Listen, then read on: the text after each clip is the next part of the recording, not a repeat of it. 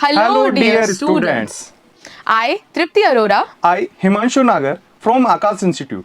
लेकर आए हैं आप लोगों के लिए 7 प्रो टिप्स जिससे कि आप लास्ट 30 डेज में कैसे अपना स्कोर 90% तक बूस्ट करवा सकते हैं, उसकी कुछ स्ट्रैटेजीज।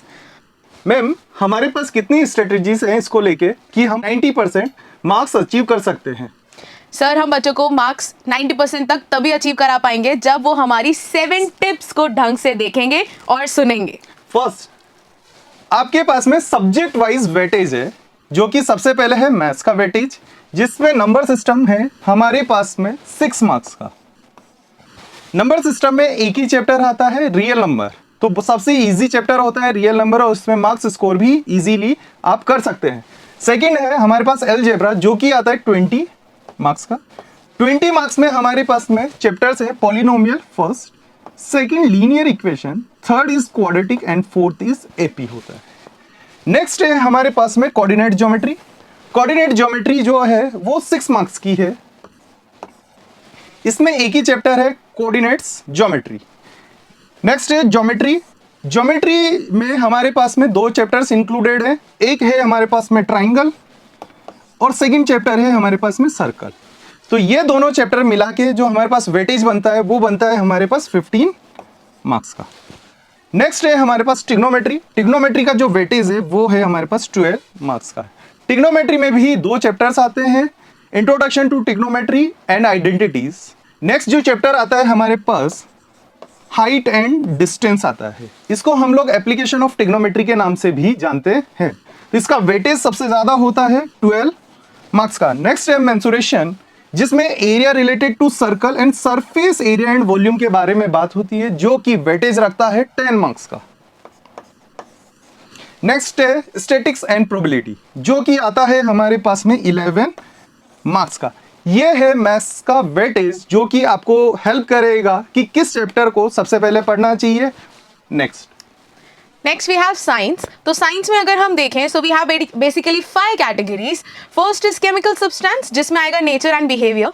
ये आपका लेकर आता है 25 मार्क्स। तो आपको पता चल रहा है कि आपके पास मैक्सिमम वेटेज इस पार्ट से, इस यूनिट से आने वाला है। Next is world of living, again for 25 marks.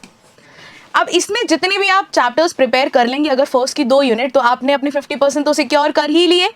Then next comes is natural phenomenon, which is of 12 marks, and effects of current, which becomes 13 marks.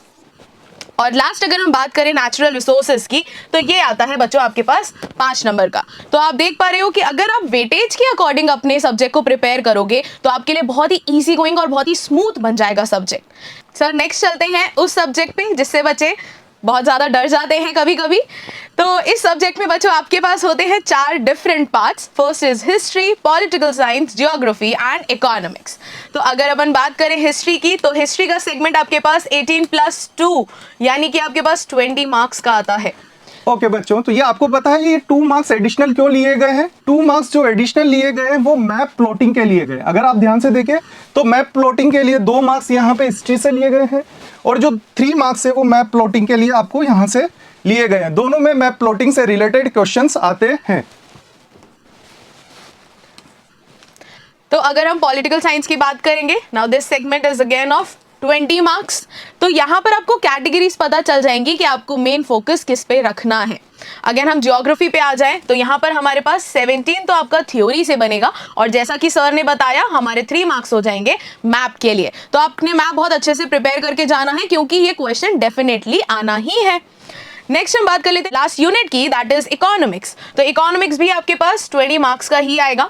तो आप देखेंगे लमसम आप 20 का वेटेज हर एक यूनिट को दे रहे हैं जब आप सोशल साइंस प्रिपेयर कर रहे हैं। ठीक है, नेक्स्ट आते हैं मेरे पर्सनल फेवरेट सब्जेक्ट पे, दैट इज इंग्लिश। तो इंग्लिश में हमारे पास बेसिकली 3 सेक्शंस आते हैं बच्चों। फर्स्ट होता है reading comprehension, second is writing skills and grammar, and third is language through literature.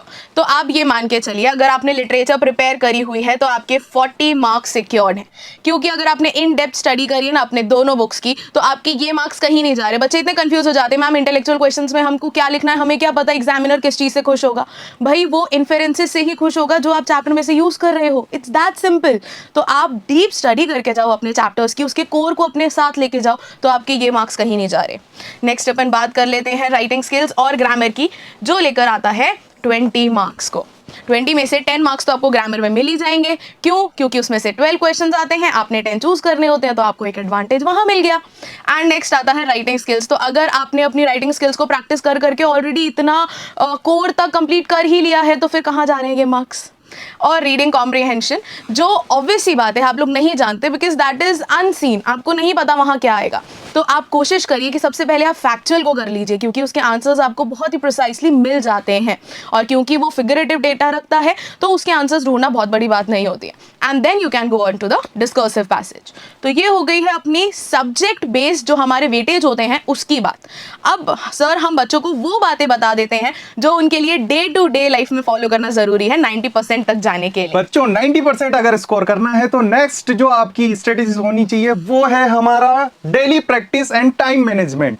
Daily practice and time management के लिए आपको सबसे पहले एक रूल फॉलो करना है। वो रूल है to solve at least 1 full length mock test. यानी बच्चों आपको एक पूरा 80 मार्क्स का 3 आवर्स का एक मॉक टेस्ट तो आपको डेली देना ही है अगर आपको 90% स्कोर करना है। जो मॉक टेस्ट आप देते हैं उसके कुछ बेनिफिट्स हैं। फर्स्ट बेनिफिट्स है अंडरस्टैंडिंग द पेपर्स।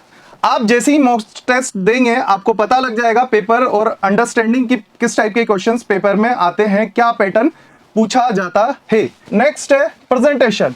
आप इससे ये समझ सकते हैं कि आपको कॉपी में प्रेजेंटेशन कैसे रखना है, आपकी राइटिंग स्किल्स कैसे होनी चाहिए और आंसर्स को कैसे लिखना है।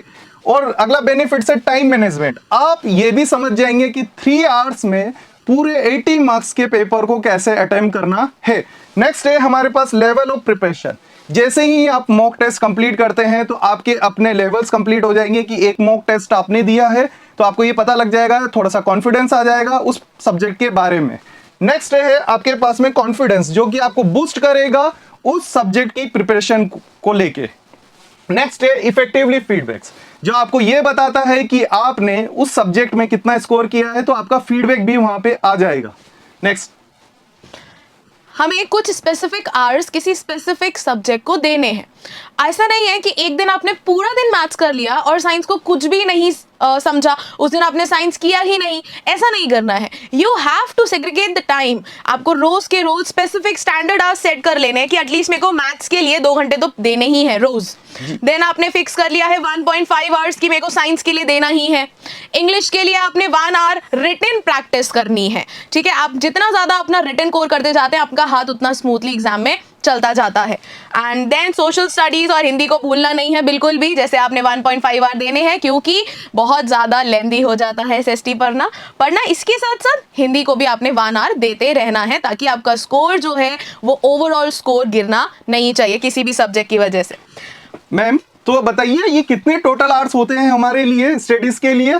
सर डिफिकल्ट हो रहा है मेरे लिए थोड़ा सा काउंट करना। मैम ये इजी है, आपको सिर्फ 7 आवर्स डेली प्रैक्टिस करनी है क्वेश्चंस की और सब्जेक्ट की, जिससे आप स्कोर कर सकते हैं 90%। तो हमारा जो 7 स्ट्रेटेजीज है तो 7 आवर्स ही आपको यहाँ पे देने हैं। नेक्स्ट, उसके बाद अगर आप PYQ सॉल्व करे बिना जा रहे हैं, अगर आप प्रीवियस ईयर क्वेश्चन अटेम्प्ट नहीं कर रहे हैं, तो ये आपका मेजर ड्रॉबैक हो सकता है जो आपको पीछे रखेगा 90% स्कोर करने से। तो बच्चों जितने भी क्वेश्चन प्रैक्टिस कर रहे हो, चाहे वो मैथ्स के हो, चाहे इंग्लिश के हो, चाहे साइंस के हो, प्लीज PYQs करके जाइए, उसको छोड़ के नहीं जाइए, क्योंकि आपका पेपर कहीं ना कहीं उन क्वेश्चन के अराउंड ही रिवॉल्व करेगा।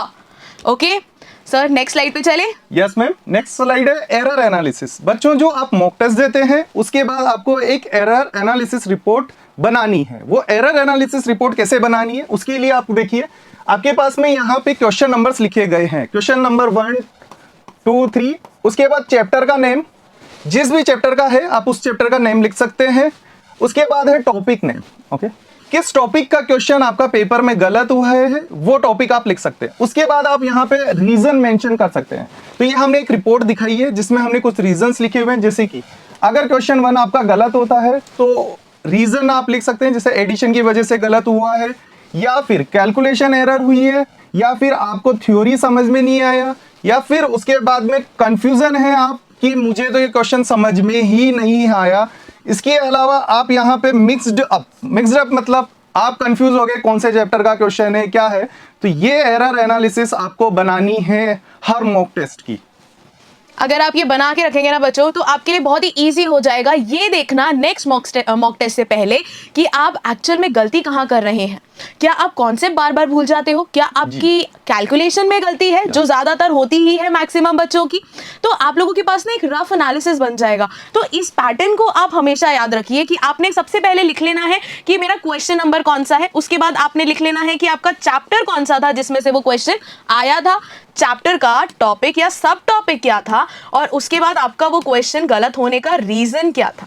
अगर आपके पास ये चार्ट प्रिपेयर्ड है अपने हर मॉक टेस्ट के बाद, तो फिर बच्चों आपके पास एग्जाम टाइम पर इतना अच्छा बेनिफिट, इतना अच्छा एडवांटेज रहेगा ये देखने का कि मैंने सबसे ज्यादा हसल यहीं मचाई थी, सबसे ज्यादा प्रॉब्लम यहीं हुई थी, और इसी को ही मुझे सबसे प्रायोरिटी पर रिजॉल्व करना है। ठीक है, ओके मैम, नेक्स्ट स्लाइड पे चलते हैं हम लोग मैम। ओके, ये ज्यादातर बच्चों का फेवरेट पॉइंट होता है, चाहे टेस्ट से पहले हो चाहे टेस्ट के बाद हो, टीचर्स से पहले मिलके भी जाना है और टेस्ट के बाद भी मिलना है। तो ये सबसे अच्छी चीज है जो आप लोग फॉलो करते हो। डाउट काउंटर्स पे आना बंद नहीं करना है। सारे टीचर्स आपकी प्रॉब्लम को रिजॉल्व करने के लिए हर टाइम अवेलेबल हैं। ओके, तो आप डेडिकेट टाइम दो अपने टीचर्स को। आप ऐसा नहीं है कि मुझे एक चैप्टर नहीं आया तो अब मैं उसको छोड़ के ही चला जाऊंगा, अब तो लास्ट टाइम आ गया, अब क्या प्रिपेयर करने का समय नहीं। आप अपने टीचर्स से प्रॉपर टाइम स्लॉट मांगो और वो टीचर्स आपको उस समय के अंदर अंदर किस तरह से शॉर्ट में ही वो टॉपिक प्रिपेयर करना है वो बता देंगे। Connect with respective subject teachers before appearing for test for special tips and tricks।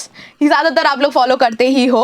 अपने टीचर्स से मिलके जाओ, टेस्ट के पहले क्या क्या याद रखना है वो याद दिला देंगे आपको चुटकियों में, और टेस्ट के बाद आप एनालिसिस के लिए डेफिनेटली उनकी हेल्प ले सकते हो। नेक्स्ट स्लाइड पे चलते हैं मैम। बिल्कुल, देखिए क्विक रिवीजन के लिए हमारे पास तो सबसे बेस्ट तरीका क्या होता है, फ्लैश कार्ड्स। फ्लैश कार्ड्स में आपको शॉर्ट में सारे नोट्स मिल जाते हैं, लेकिन फिर भी कुछ डेडिकेटेड बच्चे हैं हमारे जो बिल्कुल अच्छे से शॉर्ट नोट्स प्रिपेयर करके रखते हैं, और वो भी हैंड रिटन शॉर्ट नोट्स। ऐसा नहीं है बस फ्लैश कार्ड देखा उसी को कॉपी में उतार लिया, ऐसा नहीं होता है। वो लोग अपने हाथ से प्रिपेयर कर रहे हैं, उन्होंने क्लास में क्या कॉन्सेप्ट पढ़ा है, और बच्चों आप माने या ना माने यही आपकी लास्ट मिनट सबसे स्ट्रॉन्ग पॉइंट या हम बोले सबसे बड़ी स्ट्रेंथ रहती है कि आपके पास अपने हैंड रिटन नोट्स हैं तो आपको याद रहता है मैंने इस पेज पर इस टॉपिक के बारे में कुछ तो लिखा था, और वही आपको एग्जाम से पहले सबसे ज्यादा हेल्प करेगा। तो please prepare your handwritten short notes और याद रखिए कि मैंने कौन से पेज पर कौन सी चीज लिखी है। ठीक है सर, नेक्स्ट टिप के बारे में बताएं बच्चों को। नेक्स्ट टिप है हेल्थ एंड रूटीन, जो आप भूल जाते हो। क्या करना चाहिए हमें अपनी हेल्थ और रूटीन को बेटर बनाने के लिए? ज्यादा से ज्यादा सो लेना चाहिए ना, फिर एग्जाम में फ्रेश रहेंगे। नहीं मैम, सोने से तो एग्जाम निकल जाएगा, तो सोने से नहीं, हेल्थ तो अच्छी होती है, सोने का भी एक अपना साइकिल होता है। तो इसके बारे में मैम अपना टिप्स कुछ शेयर करना चाहती है। बच्चों ऐसा नहीं है जो मैंने बिल्कुल बोला अभी, क्योंकि अगर हम यही सोचते रह जाएंगे कि सोने से हम लोग फ्रेश दिखेंगे, तो नहीं, सोने से हम लोग एग्जाम में भी सोते ही रह जाएंगे। तो सबसे पहले आपने मेंटेन करना है अपना स्लीप साइकिल। स्लीप साइकिल का मतलब ये नहीं है कि रात को भी 9 बजे सो जाना है, सुबह भी 9 बजे उठना है, ऐसा कुछ नहीं है। Take maximum of 6 to 7 hour और maximum to maximum 8 hour of sleep, क्योंकि जितना ज़्यादा सोओगे बच्चों 24 आवर्स ही होते हैं, उसमें से एक घंटा और कम होता जाएगा। तो हमें लेजीनेस बिल्कुल भी नहीं दिखानी है। अच्छा, बहुत सारे बच्चे होते हैं लेथार्जिक, बहुत एनर्जी नहीं है, मतलब चल भी ढंग से नहीं पा रहे हैं। तो क्यों? क्योंकि आप लोग फास्ट फूड इस मोमेंट पे सबसे ज्यादा लेना स्टार्ट कर देते हो। पढ़ रहे हो पूरा दिन, बीच में कुछ ना कुछ स्नैक्स आते जा रहे हैं। बच्चों हेल्थ का ध्यान रखना है, क्योंकि अगर माइंड फ्रेश रहेगा, बॉडी फ्रेश रहेगी, तो ही आप पूरा का पूरा कॉन्सेंट्रेशन अपने स्टडीज में लगा पाओगे। तो उसी के लिए अच्छा शॉर्ट ब्रेक्स लेने बहुत जरूरी है बच्चों, बहुत जरूरी है, ताकि आप बर्न आउट ना फील करो। आप बस ऐसा ना बोलो अपने पेरेंट्स को पढ़ तो रहे हैं सुबह से, क्योंकि आप पढ़ नहीं रहे हो, आप 1 घंटे तक सिर्फ उस बुक को देख रहे हो। तो मैम ये जो शॉर्ट ब्रेक है वो बच्चों का क्वेश्चन आता है कितनी देर का शॉर्ट ब्रेक ले? कुछ बच्चे तो बोल देते हैं कि 1 आवर का ले लेते हैं शॉर्ट ब्रेक। ये क्विक ब्रेक्स होते हैं सर, हम बस गए, जो किटकैट ब्रेक्स होते हैं वैसे ही हम बस गए, हमने थोड़ा सा अपने माइंड को फ्रेश एयर लिया, हमने थोड़ा सा रिलैक्स किया, उसी बीच में हम माइंड मैप बना लेते हैं हमने अभी अभी क्या पढ़ा, और फिर हम 5, 10, 15 मैक्सिमम मिनट्स के अंदर रिटर्न कर सकते हैं। 15 मिनट्स का आप एक ब्रेक ले सकते हैं बच्चों, इससे ज्यादा फिर वो ब्रेक नहीं रह जाता, फिर आपका कनेक्शन आपके प्रीवियस टॉपिक से छूट जाता है। Next, always heat eat healthy balanced meals, ये आपको हमेशा बोला जाता है, बट एग्जाम टाइम पर आप कोशिश करिए कि आप बिल्कुल अच्छा खाना खाएं, घर का खाना खाएं, और फास्ट फूड जंक फूड को थोड़ा सा इस मोमेंट पे अवॉइड करें, क्योंकि अभी तबीयत का खराब होना बहुत ही क्रिटिकल सर्कमस्टांसेस लेकर आके खड़ा हो जाएगा। Next is at least give a 20 minute walk. आप थोड़ा सा वॉक करिए, उससे क्या होगा, आपकी बॉडी जो है वो हमेशा बूस्टअप रहेगी, हमेशा एंथुजियास्टिक रहेगी कि नहीं अब मुझे नया कुछ लर्न करना है, रादर देन हमेशा बहुत ही लेथार्जिक फील करने का, और बहुत ही ज़्यादा मतलब बॉडी को लूज नहीं करेंगे फिर आप। ठीक है, तो नेक्स्ट स्लाइड पे चलते हैं मैम। बिल्कुल sir. Okay, motivation and focus. देखो, मोटिवेशन आप लोगों के अंदर बहुत ज्यादा होता है अपने एग्जाम्स की डेट शीट देख देख के, लेकिन आप एक और शीट बनाइए, एक शीट ऐसी जो आपको वीकली गोल्स दे। ठीक है, वीकली के बाद आप उसको लेकर जाइए मंथली गोल्स की तरफ। तो जिस तरह से एक शीट सर ने यहाँ पर दिखा रखी है कि हम पहले डेली गोल्स से जाते हैं, जो 7 आवर की स्टडी हम कर रहे हैं, उन 7 आवर्स को क्या हमें चेक नहीं करना? अगर हम श्योर, बिल्कुल, अगर हम उन 7 आवर्स को पढ़ रहे हैं तो हमें उनको वापस से जाकर देखना भी तो है कि हमने एक्चुअल में कुछ प्रोडक्टिविटी दिखाई भी है या नहीं। तो डेली गोल्स आप रखिए कि आज मैंने ये पढ़ना है, डेली गोल्स के साथ जाइए वीकली गोल्स पे। और वीकली गोल्स अगर आप किसी भी सब्जेक्ट के लेकर चल रहे हैं, वो बहुत इजीली आपको लेकर जाएगा आपके मंथली गोल्स पे, और सेट करके पहले से रखोगे तो सिर्फ फॉलो अप करना रहेगा। आप इंप्लीमेंट तो कर ही रहे हो रोज 7 आवर्स देकर, सिर्फ फॉलो अप करना रहेगा कि आपने जो गोल्स अपने लिए सेट करे हैं क्या वो मीट हो रहे हैं या नहीं हो रहे, या फिर वो टाइम टेबल जो दीवार पे हमने 1 अप्रैल को पिछले साल चिपकाया था उसकी तरह छूट गया है। नहीं बच्चों, आपको अपने मंथली और वीकली गोल्स सेट करने हैं। तो आपने डेली और वीकली गोल्स को सेट करना है अपने आप को ट्रैक पे रखने के लिए, और उस ट्रैक को कंटिन्यूअसली चेक भी करते रहना है। Stay away from distractions like social media, this is utmost important. आप लोग बहुत ज़्यादा टाइम जब लगा देते हो सोशल मीडिया पे, उसके बाद रिग्रेट करने से कोई फ़ायदा नहीं होता बेटा। तो कोशिश ये करो कि इस मोमेंट पे आप लोग सबसे दूर एक ही चीज़ को रखो, दैट इज सोशल मीडिया। और लास्ट पॉइंट है हमारा, visualise success and remain confident about your strength. आपको पता है आपके ये चैप्टर्स आपकी स्ट्रेंथ है, आपको ये चैप्टर्स दोबारा से देखने की जरूरत नहीं पड़ेगी, सिर्फ रिविजन के टाइम पर हमें उसको एग्जाम से पहले देखना रहेगा। तो उसको भूलना नहीं है। भूलना कैसे नहीं है? बीच बीच में उसकी शॉर्ट प्रैक्टिसेस लगाते जाइए। तो अपनी स्ट्रेंथ को भूलना नहीं है, इनफैक्ट बाकी चीजों को भी अपनी स्ट्रेंथ बनाते चले जाना है। ठीक है sir? Yes. Now you are all set to fly. Now you know the 7 tips जिससे आप अपना स्कोर आसानी से 90% तक बूस्ट कर पाओगे। ठीक है? So this is all for now, but we'll meet you again with a new video. Thank you so much. Have a nice day. Thank you so much बच्चों।